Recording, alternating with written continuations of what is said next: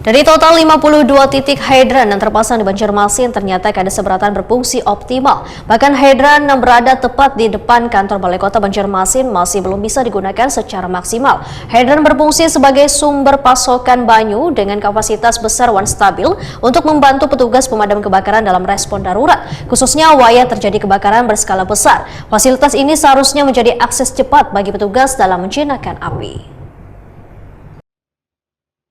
Dari total 52 titik hidran yang terpasang di Banjarmasin, ternyata kada seberatan berfungsi optimal. Bahkan hidran yang berada tepat di depan kantor Balai Kota Banjarmasin masih belum bisa digunakan secara maksimal.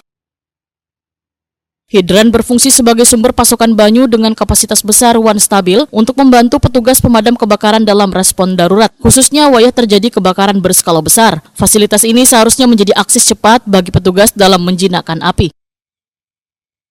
Namun kenyataannya dari 52 titik hidran yang ada di kota Seribu Sungai ini, sebagian kada difungsikan secara maksimal. Salah satunya hidran yang terpasang di depan Balai Kota Banjarmasin, Jalan R.E. Marta Dinata, Banjarmasin Tengah, yang hingga kini belum berfungsi dengan baik. Kepala Bidang Pencegahan Disdamkarmat Kota Banjarmasin Marlian Sahwaitakoni Prima TV, kemarin Senin 25 Agustus 2025 memedahkan kendala utama berasal dari tekanan banyu yang rendah pada distribusi PAM Banjarmasin.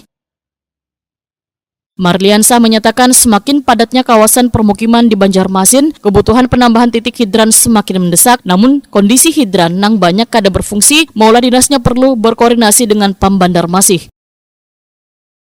Koordinasi ini diinfokan untuk memastikan distribusi tekanan banyu yang lebih optimal ke seberataan hidran, sehingga fungsi hidran benar-benar dapat membantu percepatan penanganan kebakaran di Banjarmasin.